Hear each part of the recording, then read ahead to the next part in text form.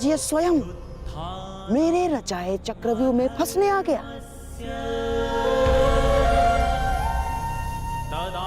इसे ज्ञात नहीं है कि आज ये इस प्रासाद से बाहर निकल ही नहीं पाएगा।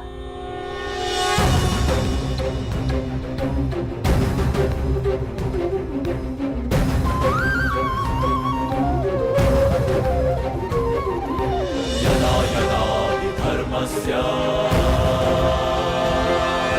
ग्लानिर्भवति भारत अभ्युत्थानमधर्मस्य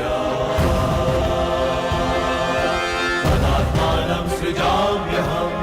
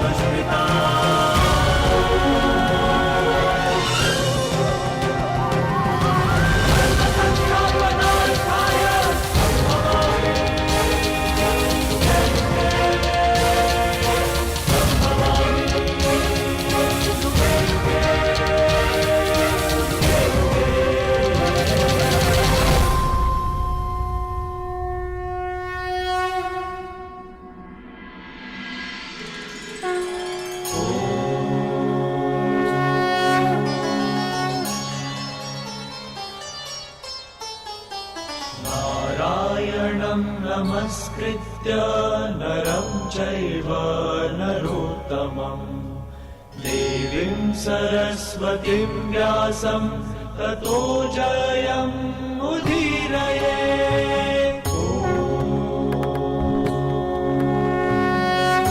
प्रणिपात हस्तिनापुर नरेश। कल्याण हो वासुदेव। प्रणिपात गंगापुत्र। कल्याण हो वासुदेव।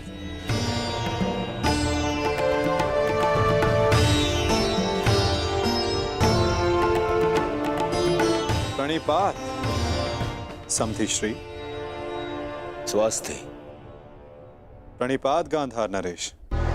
प्रणिपात मुरली मनोहर, आपका स्वागत है हस्तिनापुर में। प्रणिपात वासुदेव, मैं समस्त हस्तिनापुर की ओर से आपका आभारी हूं कि आपने शांति प्रस्ताव को एक अवसर दिया और हस्तिनापुर आए। अवसर तो धर्मराज ने दिया है महात्मा विदुर, अपने बड़ों के प्रस्ताव को आदर देकर।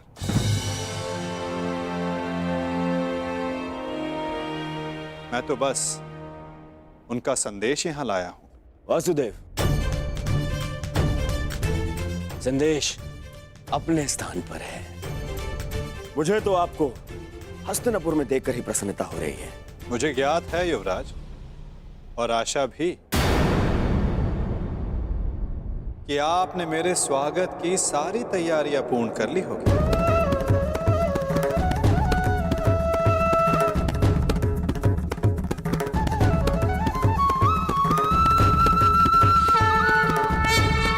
कि आपने मेरे स्वागत की सारी तैयारियां पूर्ण कर ली होगी। अवश्य। आप मेरे समधी जो हैं। चलिए, आइए मेरे कक्ष में चलते हैं। मेरे कक्ष में चल के आदर सत्कार ग्रहण कीजिए। आपके मुख से ऐसे वचन सुनकर संतोष हुआ युवराज, और अधिक प्रसन्नता इस बात की हुई है कि आपने मुझे शांति दूत के रूप में स्वीकार किया। ये शांति प्रस्ताव के बारे में हम कल बात करेंगे। आप यात्रा से आए हैं, विश्राम करें, थकान दूर करें। आइए। क्यों नहीं युवराज, अवश्य।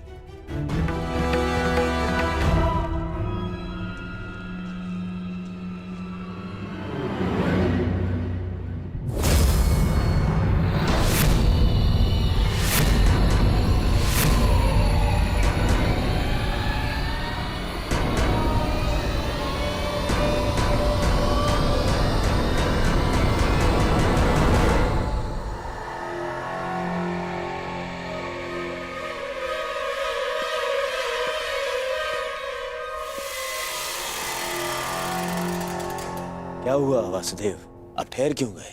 मैं आपके सत्कार भाव का सम्मान करता हूं युवराज, परंतु मैं शांति दूत हूं, शरणागत नहीं।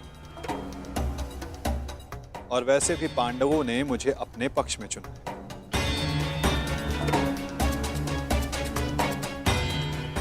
और नीति अनुसार एक दूत आतिथ्य तब तक ग्रहण नहीं कर सकता जब तक उसका कार्य पूर्ण ना हो जाए। इसलिए क्षमा कीजिएगा मुझे, मैं आपका सत्कार ग्रहण नहीं कर सकता।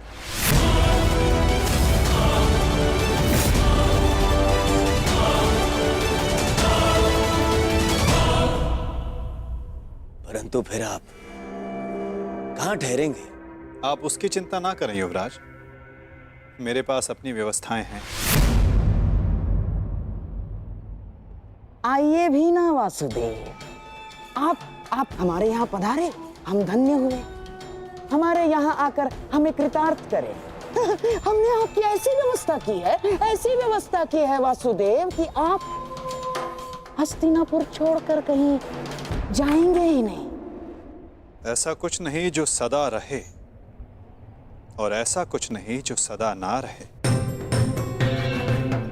तो फिर मेरे यहाँ होने ना होने का क्या अर्थ रह जाता है गांधार नरेश?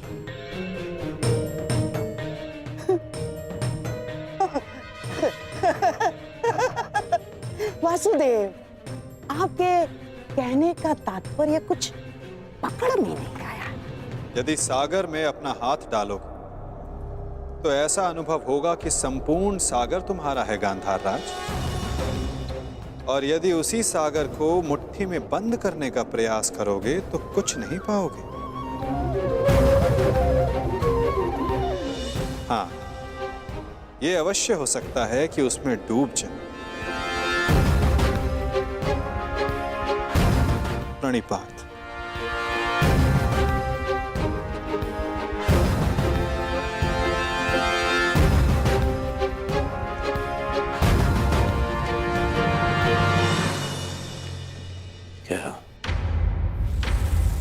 क्या चल क्या रहा है इस चलिए के मन में? कहीं से हमारी योजना का भान तो नहीं हो गया? शांत रहो दुर्योधन, शांत रहो। आज नहीं आया तो क्या हुआ, कल तो इसे सभा में आना ही होगा, और ये आएगा। क्यों? शांति दूत है, इसे अवश्य आना होगा, और फिर हमारी योजना सफल। वासुदेव, आपका आतिथ्य बनने का सौभाग्य मिला, मेरे लिए सम्मान की बात है। आशा करता हूं ज्येष्ठ पांडु पुत्रों की ओर से कोई सकारात्मक संदेश लाए होंगे।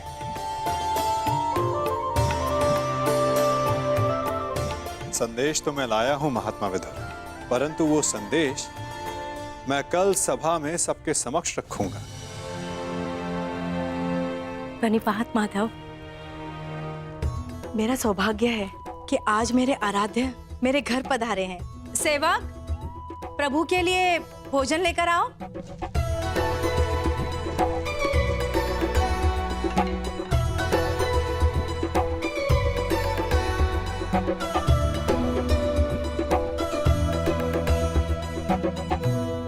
भोग लगाइए प्रभु।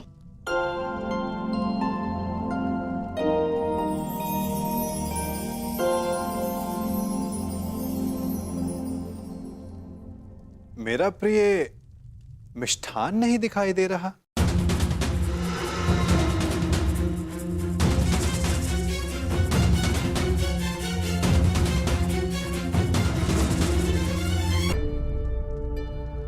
जानती हूँ आपको मिष्ठान बहुत प्रिय है वासुदेव, परंतु जब से कुलवधू का राजसभा में अपमान हुआ, हमने मिष्ठान त्याग दिया। हाँ वासुदेव, उसी दिन कुरुकुल के पतन का प्रारब्ध लिखा जा चुका था। जिसके कुल का नाश हो रहा हो वो विलाप करता, मिष्ठान कैसे खा सकता है? उसी दिन से हम ये साधारण भोजन ग्रहण करते। ये विनाश एक नए आर्यव्रत को जन्म देगा महात्मा। जब अन्याय से न्याय के त्राण के लिए रणभेरी बजे तो वो अवसर शुभ ही होता है, और शुभ अवसर पर मिष्ठान आवश्यक है। और मैं यहां भोजन पर निमंत्रित हूं। अपना प्रिय मिष्ठान खाए बिना यहां से जाने वाला नहीं मैं।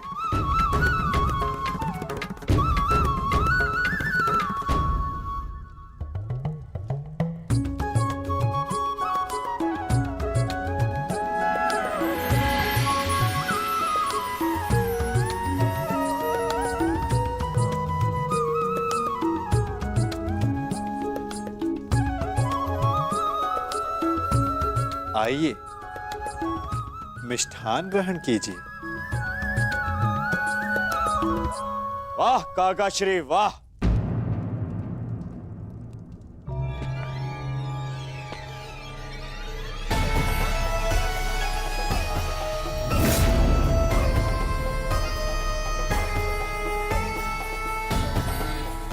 छप्पन भोग का आनंद लिया जा रहा है। आओ पुत्र दुर्योधन, तुम भी मिष्ठान ग्रहण करो। मिष्ठान नहीं, वो क्या है ना काका श्री, मेरे मन में जो कड़वाहट भर दी है आपने,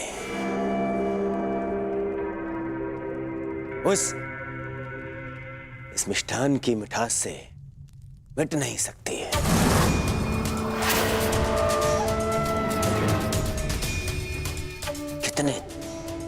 कितने दोगले हैं आप।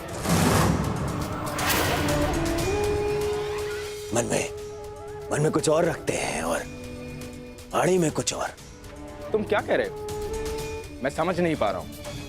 परंतु मुझे समझ में आ रहा है। मैं समझ गया हूं कि आप इतने वर्षों से क्या करना चाहते हैं।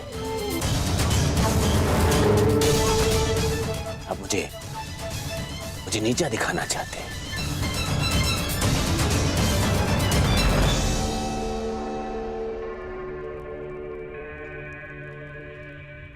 वासुदेव हस्तिनापुर आए।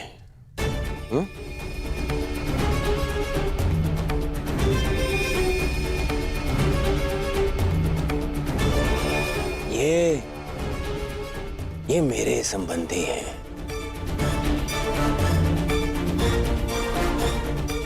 और इन्होंने अपनी सेना की शक्ति भी मुझे दी है, तो दोनों ही नाते से इनका सम्मान सत्कार करने का अधिकार पहले मेरा है। परंतु आपने क्या किया?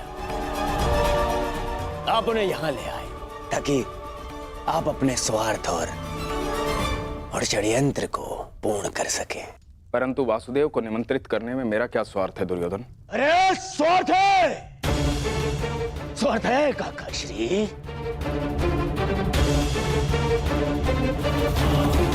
राज्यसभा में प्रस्थान से पूर्व आपने यहां इसलिए लाए ताकि आप अपने वो प्रिय पांडवों के पक्ष में इन्हें उकसा सके।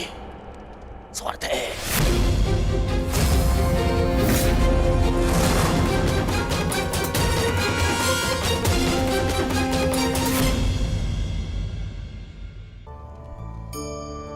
जो आपने किया उसे भोगना भाग्य है, या जो आपके पूर्वजों ने किया उसका फल भाग्य है?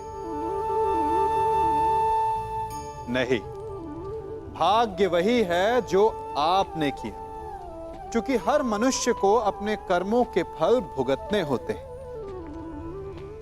इसलिए यदि जीवन में कुछ भी करें तो उस पर अपनी दृष्टि अवश्य रखें, क्योंकि आपके एक कर्म का फल आपका भविष्य बदल सकता है। हम वही बनते हैं जो हम चुनते हैं, क्योंकि वही हमारा भाग्य बनता है।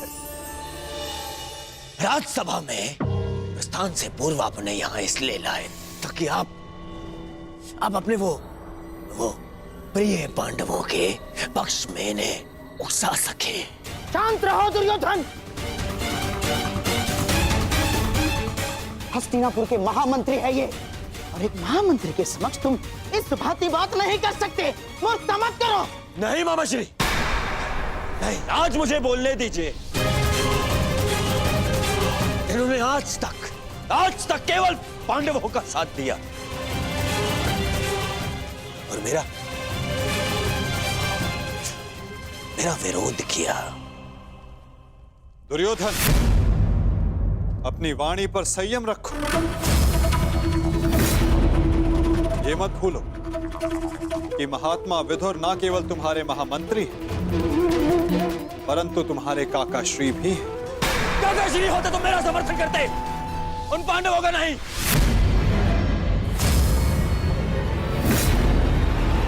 ये केवल एक कृतज्ञ षड्यंत्रकारी है और कुछ नहीं।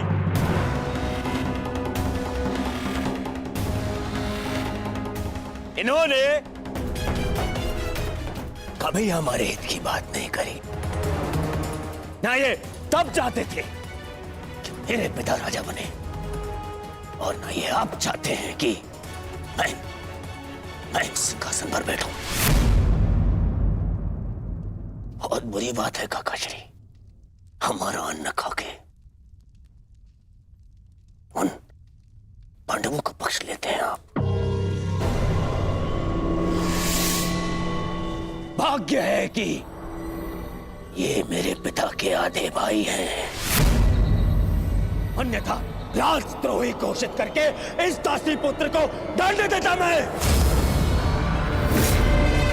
दुर्योधन!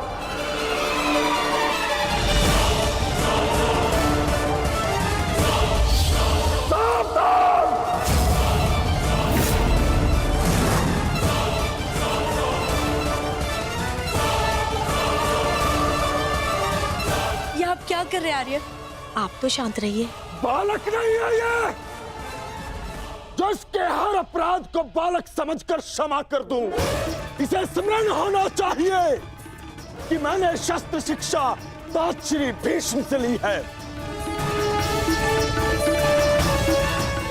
इसने मेरी निष्ठा पर प्रश्न किया। आज जिस प्रकार के शब्दों का प्रयोग इसने किया है, इसे हस्तिनापुर से निष्कासित कर देना चाहिए। निष्कासित तो मुझे आपको कर देना चाहिए। अपनी सीमा का उल्लंघन मत कर दुर्योधन।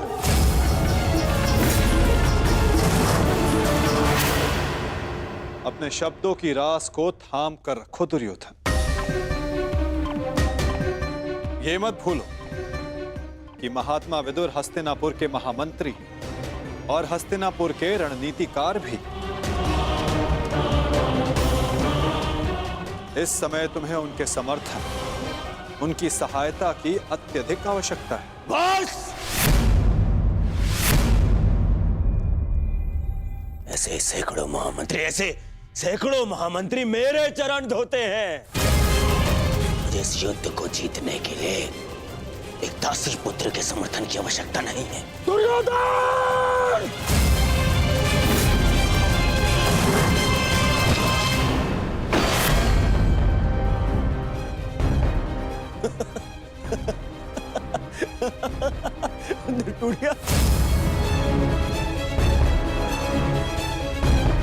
इस धनुष के साथ तुम्हारे प्रति मेरा समर्थन भी टूट गया है।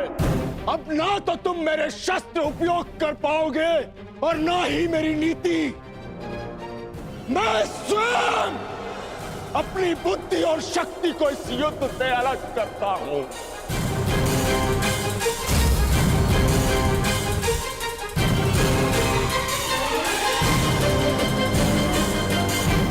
दुर्योधन, हंसना बंद करो ये हंसना। धर्मात्मा, देखिए, क्षमा कर दीजिए इसे। बच्चा है, बालक है ये।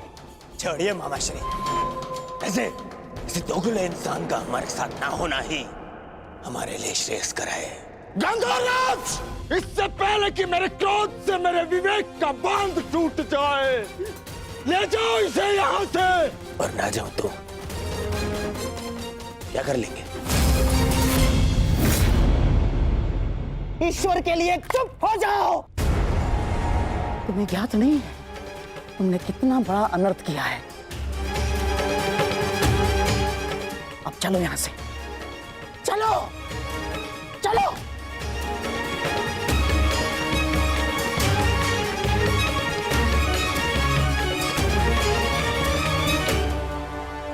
धनुष ना टूटता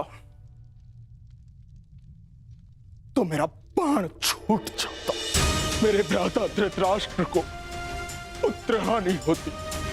मैं आज भी यही कामना करता हूं कि यदि ये युद्ध हो तो मेरे भ्राता धृतराष्ट्र के पुत्र और मेरे ज्येष्ठ भ्राता पांडु के पुत्र सुरक्षित रहे।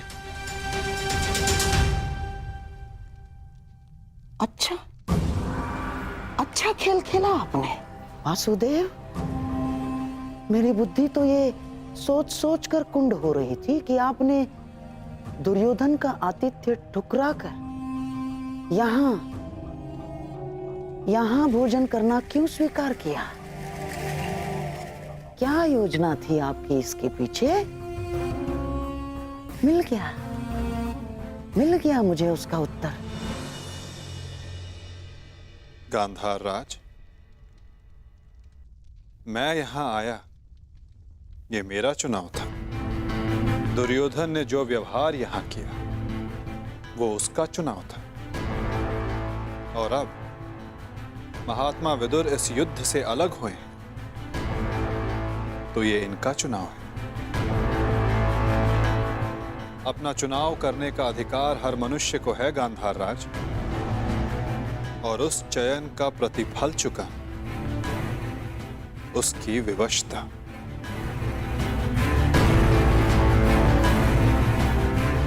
प्रणिपात।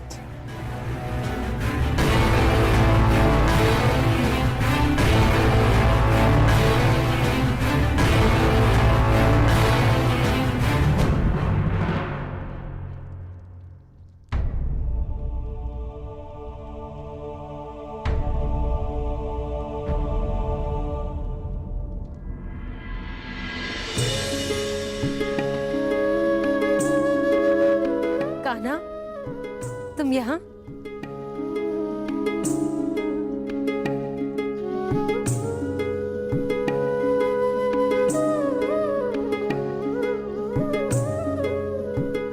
सोचा कि अपनी बुआ को बता दूं कि भूखे पेट शयन करने से बुरे स्वप्न आते हैं। मेरी निद्रा और भूख तो तभी उड़ गई थी जब युद्ध की घोषणा हुई थी। कृष्ण,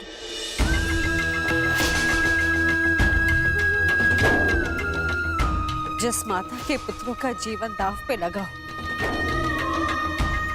उसकी आंखों में नींद कैसे आएगी? उसके गले के नीचे से नवाला कैसे उतरेगा?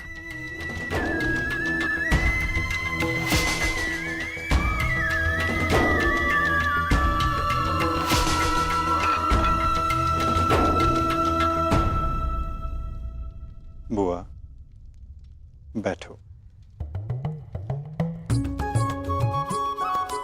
मैं तो यहां इसलिए आया था कि अपनी बुआ के साथ भोजन का आनंद उठा सकूं, परंतु मेरी बुआ इतनी व्याकुल, इतनी निराश है। यदि आपको मुझ पर विश्वास है कि मैं आपके पुत्रों की रक्षा करने में सक्षम हूं, तो क्या आप फिर भी भोजन नहीं करेंगी? तुम्हारी बात कोई चाह के भी कैसे टाल सकता है? तो फिर पहले आप भोजन कीजिए।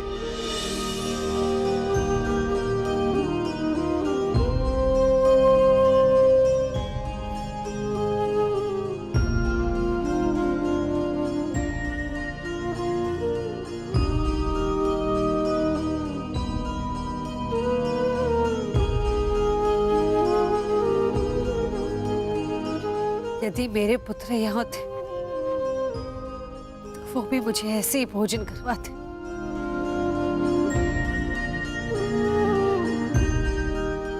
धन्यवाद कृष्ण, जो तुम यहाँ पर आकर मेरे पुत्रों के स्थान पर खड़े हुए और प्रकृति विकट परिस्थिति में मेरे पुत्रों का मार्गदर्शन करने के लिए।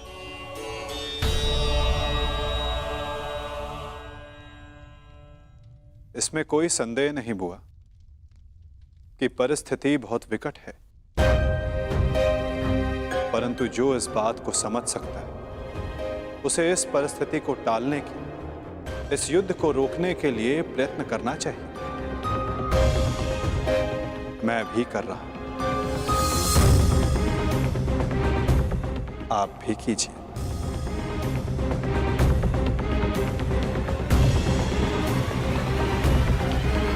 मैं समझी नहीं,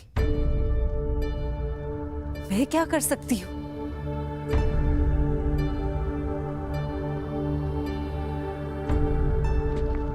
आपको स्मरण है बुआ,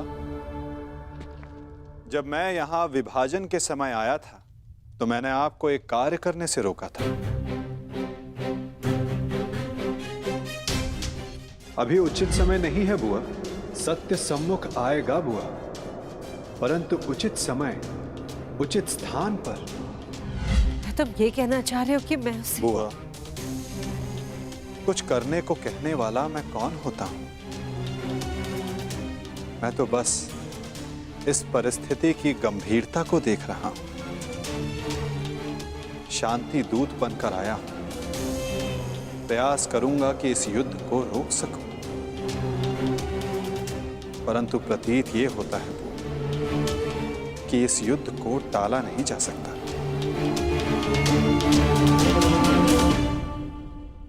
मुझे भी उसी दिन का भय है कृष्ण, जब मेरे दोनों पुत्र एक दूसरे के समक्ष अस्त्र दान कर एक दूसरे का रथ मारने के लिए प्रस्तुत होंगे, परंतु इसे रोका कैसे जा सकता है? संदेह तो है बुआ, परंतु यदि आपके 6 पुत्र एक ही पक्ष में हो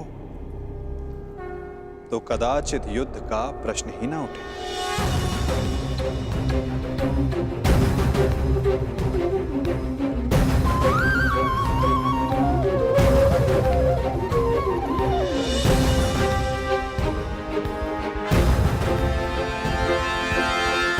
मैं वो करने जा रहा हूं जो मेरा कर्तव्य है। आप वो करें जो आपको उचित लगता है।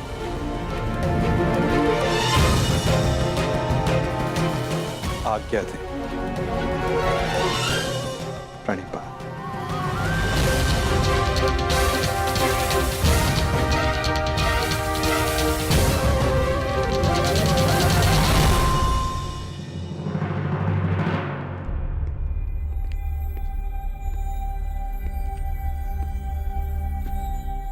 माधव,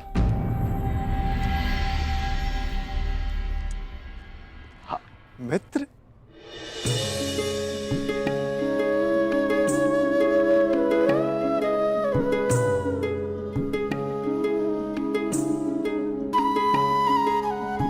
मुझे बहुत प्रसन्नता हुई तुम्हें फिर से देखकर।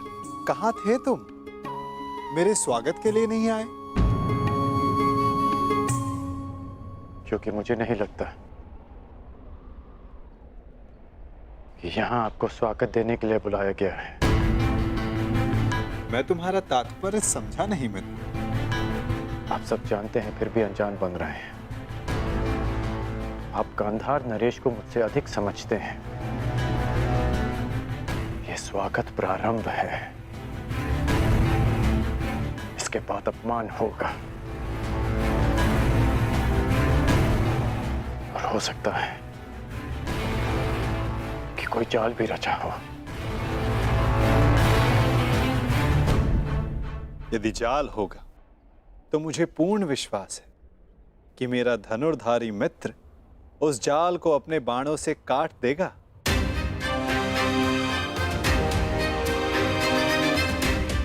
यदि मैं ऐसा नहीं कर पाया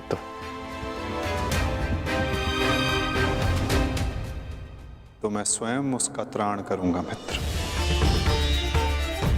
हाँ, अब हम सबसे भिन्न हैं,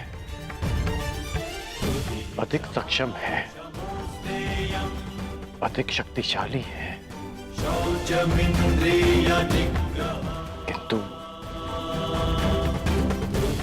अब आप भी तो मानव का ही रूप है ना, और मानव सब कुछ नहीं जानता। अन्यथा आज आप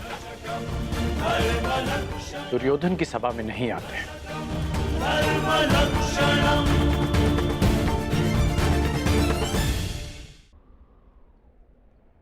तुमने सत्य कहा मित्र, मानव सब कुछ कहाँ जानता है। जैसे कि तुम, यदि तुम भी सब कुछ जानते होते हो तो दुर्योधन की ओर नहीं होते मित्र।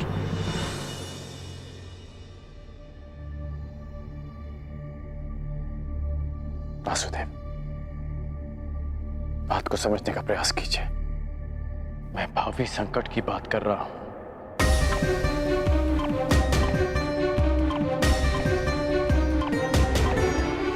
आगे मत बढ़िए, रुक जाइए वासुदेव।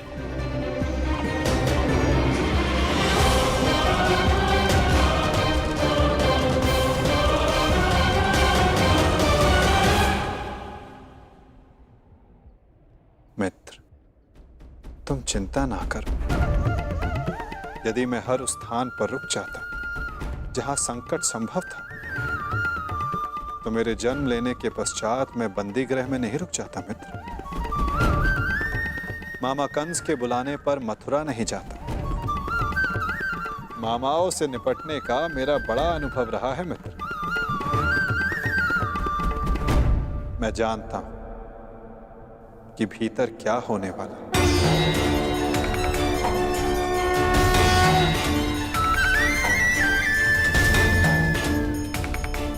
फिर भी आप जा रहे हैं? हाँ मित्र, मैं इसलिए नहीं जा रहा कि ये मेरी इच्छा है।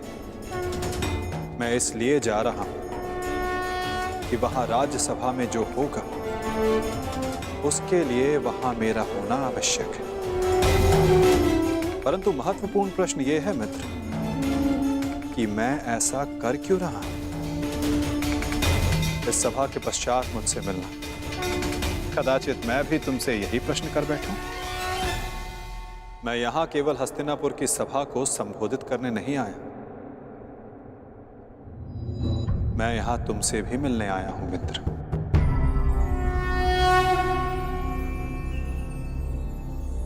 तुम सदा मुझसे यही प्रश्न करते आए हो कि मैं इस पक्ष में क्यों, मेरा मत क्या है। क्या मैं ही कर्ता धर्ता हूं या केवल दृष्ट?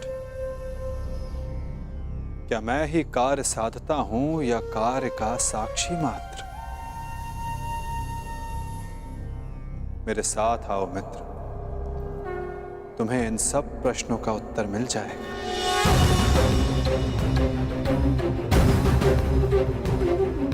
मैं इस सृष्टि का साक्षी, आज तुम मेरे साक्षी बनो मित्र।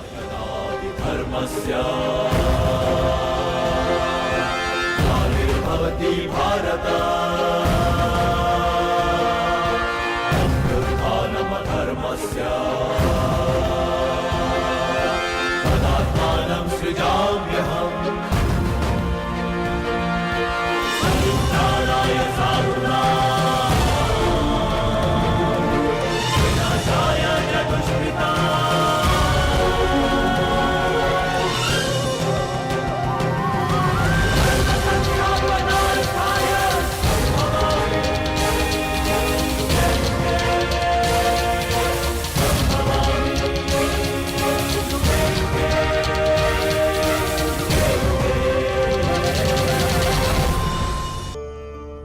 मनुष्य सुंदरता से आकर्षित होता है, उससे प्रेम करता है और असुंदर को दूर हटा देता है। ऐसा होता है ना?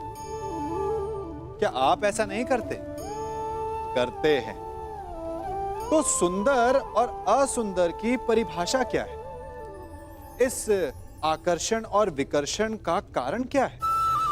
कभी सोचा है? कभी सोचा है कि जिससे आप प्रेम करते हैं, जिसके प्रति आप आकर्षित होते हैं, अचानक से उसके लिए मन में वितृष्णा आ जाती है, और जिसके प्रति घृणा होती उसके लिए एकाएक आपके मन में प्रेम उमड़ आता है। कारण है दृष्टिकोण।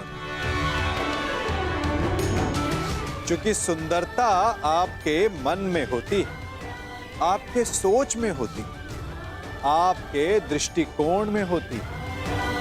इसीलिए किसी को कीचड़ में खिला हुआ कमल सुंदर लगता है, और किसी को निर्मल चंद्रमा में भी कलंक का धब्बा दिख जाता है।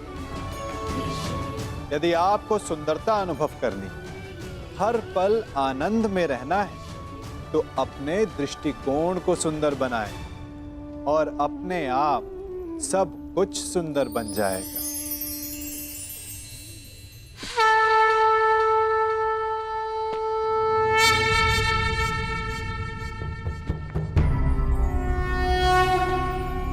यदा यदा हि धर्मस्य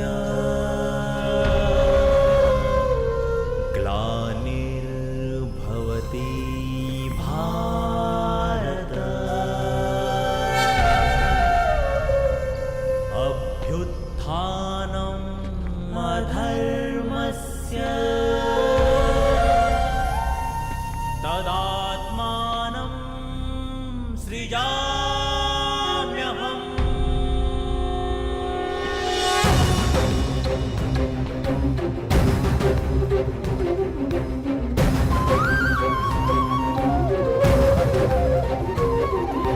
यदा यदा हि धर्मस्य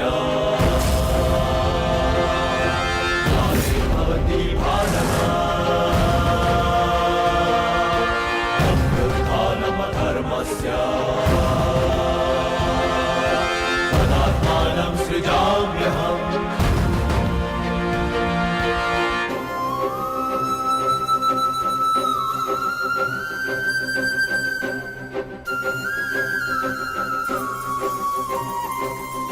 परित्राणाय साधूनां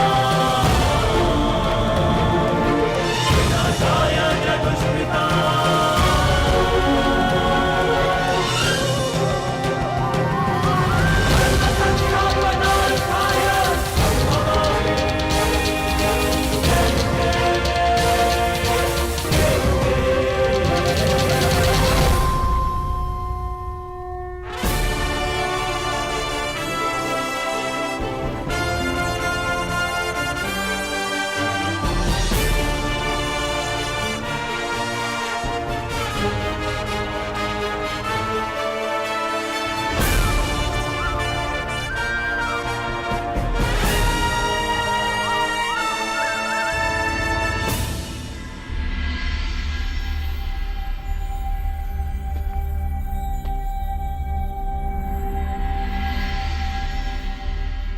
प्रणिपात उस महान योद्धा को जो कुरुवंश के सबसे बड़े संबल हैं, जिन्हें संसार स्मरण करेगा तो इसलिए कि उन्होंने अपना संपूर्ण जीवन, अपना कर्म और अपना धर्म समस्त कुरुवंश को समर्पित कर दिया। जो कुरुकुल का, कुरुवंश का मार्गदर्शन करते, उनको मार्ग दिखाते। कुरु गौरव महामहिम भीष्म को प्रणिपात।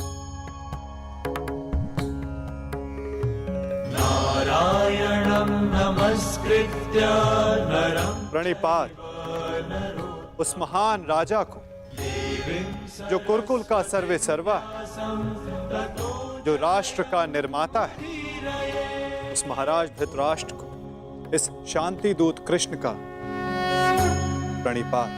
स्वस्ति। अपने ज्ञान और शिक्षा के बल पर सामान्य कुरु कुमारों को भारतवर्ष का महान योद्धा बनाने वाले अर्जुन, भीम, दुर्योधन जैसे महान योद्धाओं के आचार्य श्री द्रोणाचार्य को मेरा प्रणिपात। कल्याण हो वसुदेव। नमोस्तेयं यच्चमिन्द्रियनिग्रहा निर्विघ्नं प्रणिपात उस महान हस्ती को जो अपने लक्ष्य संधान में प्रवीण है, जिन्होंने अपनी बहन के पुत्रों के लिए अपना राज्य त्याग दिया, जो अपनी तीव्र बुद्धि और नीति से कुरु कुमारों का मार्गदर्शन करते हैं, उस गांधार नरेश को प्रणिपात।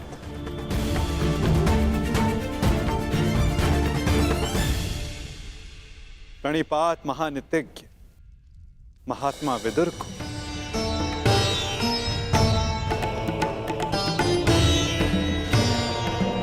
प्रणिपात उन समस्त जनों को जो सभा में उपस्थित हैं, जो शांति के समर्थक हैं। प्रणिपात का अर्थ है अपना शीश झुकाना।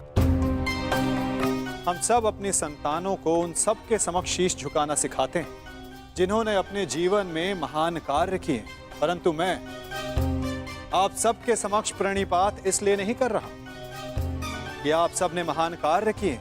मैं प्रणिपात इसलिए कर रहा हूं कि आप सब अब भी एक महान कार्य को संपन्न करने के लिए सक्षम हैं। वो महान कार्य जो कि एक महायुद्ध, एक महाविनाश है, उससे मुक्ति पाना,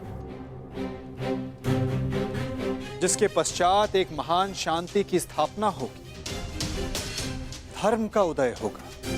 मुझे विश्वास है कि आप सभी कल आने वाले महाभारत के महाविनाश को देख सकते हैं, और यदि आप सब चाहें तो आर्यव्रत को इस विनाश से बचा भी सकते हैं। मुझे अधिक प्रसन्नता होगी कि आप सबके सहयोग से भारतवर्ष में होने वाले इस महाभारत से सबको बचा सकूं और मेरे यहाँ उपस्थित होने का लक्ष्य पूर्ण कर सकूं। मुझे पूर्ण विश्वास है कि आप सब में से कोई भी ये युद्ध नहीं चाहेगा।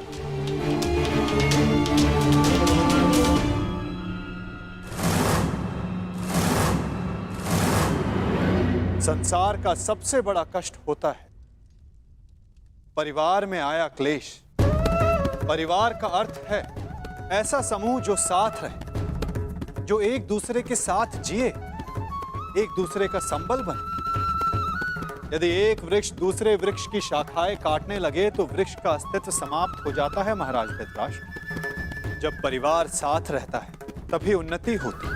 मेरी मंत्रणा यह है कि एक वंशज के अहंकार के लिए समूचे वंश को दांव पर लगाना उचित नहीं, क्योंकि यदि वंशज का अहंकार जीत भी गया तो वंश अपना अस्तित्व हार जाएगा।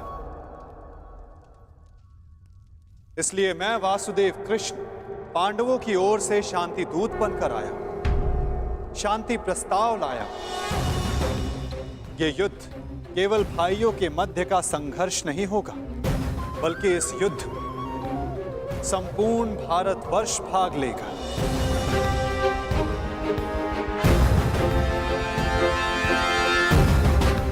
इसलिए विनाश भी सैकड़ों, सहस्त्रों और लाखों नहीं, करोड़ों में होगा।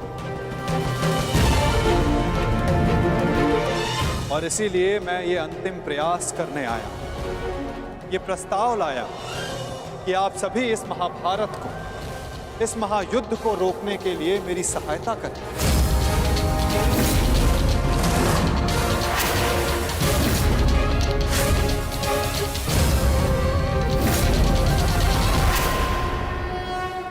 इसलिए मैं ये अंतिम प्रयास करने आया कि आप सभी इस महाभारत को, इस महायुद्ध को रोकने के लिए मेरी सहायता करें।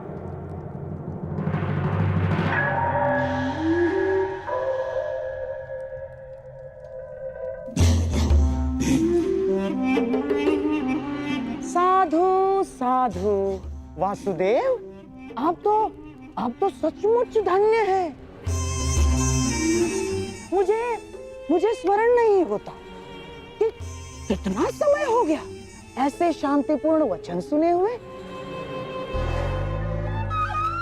मुझे तो ऐसा प्रतीत होता है वासुदेव कि आपके मुख से शब्द नहीं, फूल झड़ रहे हैं, फूल। मैं अभिभूत हो गया वासुदेव। और सच कहूं वासुदेव, मैं भी आपसे सहमत हूं।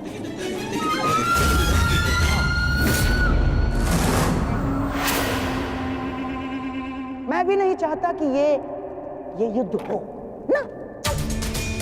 अमाश्री, ये क्या कह रहे हैं आप?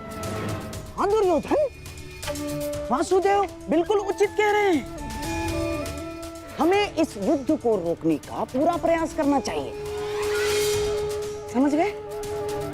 हाँ हाँ वासुदेव, सबसे श्रेष्ठ युद्ध वो है जो कभी हो ही नहीं, और युद्ध की परिस्थिति उत्पन्न न होने देने का एक ही उपाय है कि एक पक्ष दूसरे पक्ष पर आक्रमण ना करे।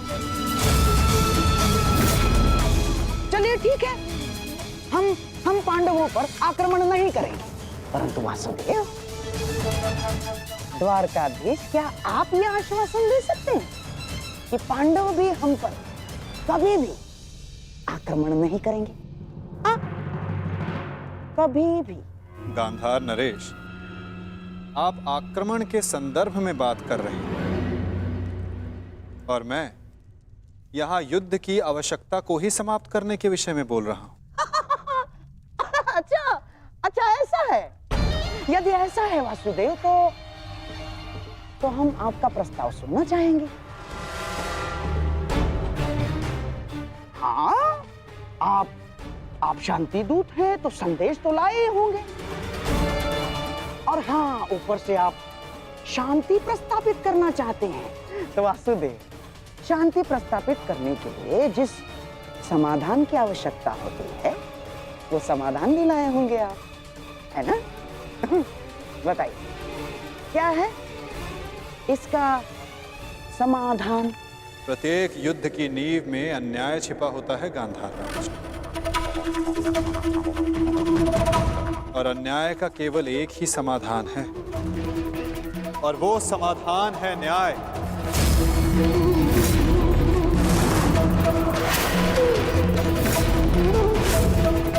वो न्याय जिस पर केवल पांडवों का अधिकार है, उनसे किए गए वचनों को ना निभाने का न्याय, उनसे किए गए वचनों को ना पूर्ण करने का न्याय। इस भरी सभा में जो अधर्म हुआ, जो अन्याय हुआ, उसके प्रति न्याय। महाराज धृतराष्ट्र, मैं यहां पांडवों की ओर से उनके साथ जो अन्याय हुआ, उसका न्याय मांगने आया। कैसा अन्याय वासुदेव? वो अन्याय जो एक धर्म सभा में एक अधर्म द्यूत माध्यम से हुआ था।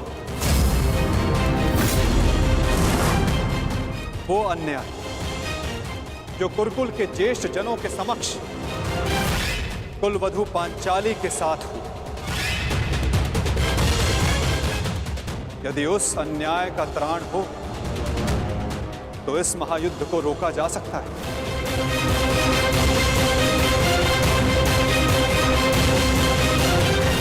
कुरुकुल श्रेष्ठ महाराज धृतराष्ट्र, महामहिम भीष्म, मैं पांडवों की ओर से उस अन्याय के लिए न्याय मांगने आया हूं। स्मरण रहे महाराज, यदि आपने पांडवों को न्याय नहीं दिया, या तो उसे वो पुण्य से अर्जित कर लेंगे, या फिर उसे छीन लेंगे।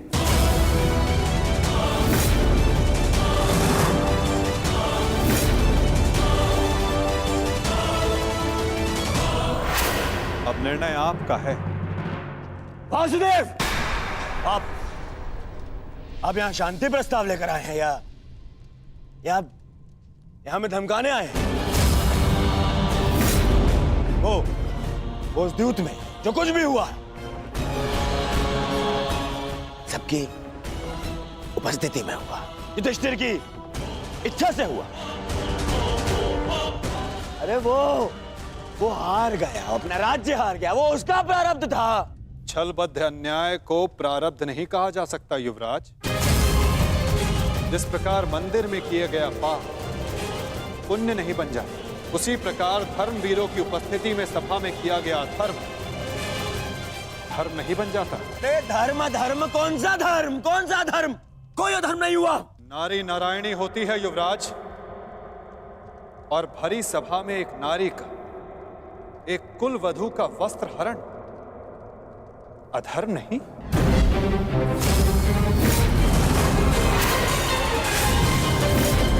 यदि तुम्हें विश्वास नहीं तो अपने ज्येष्ठों की झुकी दृष्टि से पूछो दुर्योधन। उन वस्त्रों से पूछो जो आपको आपके मन की नग्नता अनुभव कराने के लिए आपके शरीर से दूर हो गए। उन प्रतिज्ञाओं से पूछो जो पांडवों ने अपने भ्राताओं के विनाश के लिए मांगी। ये प्रतिज्ञा लेता हूँ, पर यही जंगल तोड़कर तुम्हारा प्राण दे लूंगा दुर्योधन। उस श्राप से पूछो जो द्रौपदी ने समस्त कुरुकुल को दी। इस सभा में उपस्थित वो हर व्यक्ति जिसने मौन रहकर ये अधर्म होते हुए देखा, उन्हें उनके मौन रहने का दंड मिलेगा। श्राप है ये अपनी सुता द्रौपदी का। परंतु यदि आप सब चाहें तो पांडव अपनी प्रतिज्ञा को त्याग देंगे। द्रौपदी अपना श्राप वापस ले लें। बस आप सबको अपनी भूल का अनुभव करके पांडवों को केवल उनका अधिकार देना है।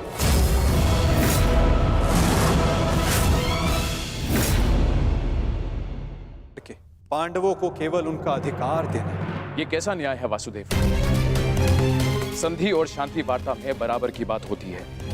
एक ओर से बंधन और शर्तें नहीं ला दी जाती। न्याय की मांग ना बंधन है ना शर्त है महाराज, केवल एक निवेदन है। यदि ऐसा है तो मेरा निर्णय यह है कि दुर्योधन, मौन रहो। निर्णय लेना महाराज के हाथ में है, तुम्हारे नहीं। तुम शांत रहो।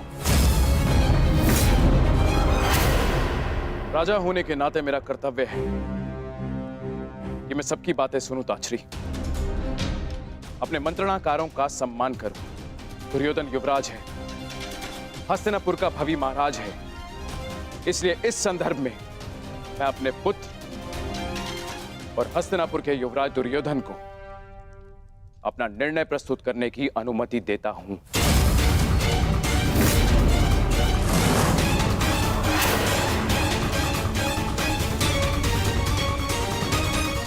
धन्यवाद पिताश्री। हाँ तो सुनिए वासुदेव, ऐसा है कि उस द्यूत में पांडव स्वयं अपना अधिकार हार बैठे थे। अब ना तो वो किसी भी राज्य का उनको अधिकार है और ना ही राजा होने का।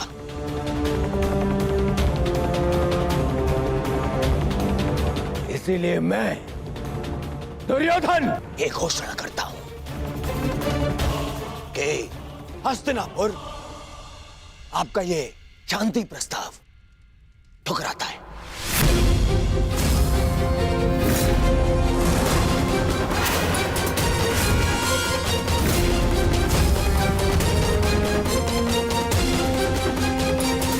दुर्योधन, क्या तुम्हें इस बात का अनुमान भी है कि शांति प्रस्ताव ठुकराने का अर्थ है युद्ध को निमंत्रण? अपने निर्णय पर पुनः विचार कर लो। बात बात पर विचार करना बंद कीजिए पितामह। बात बात पर विचार कायर करते हैं।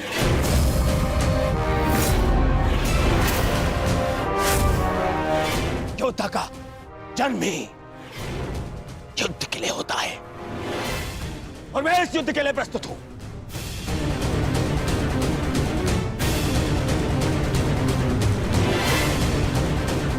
मेरी दृष्टि में उन पांडवों को कुछ भी देने का प्रश्न ही नहीं उठता। बस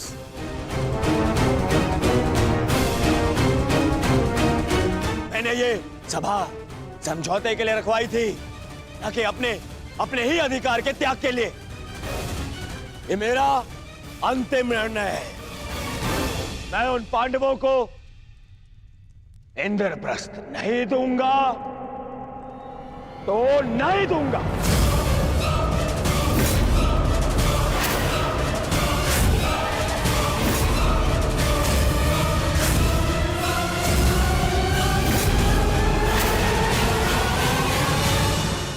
मनुष्य सुंदरता से आकर्षित होता है, उससे प्रेम करता है और असुंदर को दूर हटा देता है। ऐसा होता है ना? क्या आप ऐसा नहीं करते? करते हैं। तो सुंदर और असुंदर की परिभाषा क्या है? इस आकर्षण और विकर्षण का कारण क्या है? कभी सोचा है? कभी सोचा है कि जिससे आप प्रेम करते हैं, जिसके प्रति आप आकर्षित होते हैं, अचानक से उसके लिए मन में वितृष्णा आ जाती है, और जिसके प्रति घृणा होती है उसके लिए एकाएक आपके मन में प्रेम उमड़ आता है। कारण है दृष्टिकोण। क्योंकि सुंदरता आपके मन में होती है, आपके सोच में होती है, आपके दृष्टिकोण में होती है। इसीलिए किसी को कीचड़ में खिला हुआ कमल सुंदर लगता है और किसी को निर्मल चंद्रमा में भी कलंक का धब्बा दिख जाता है।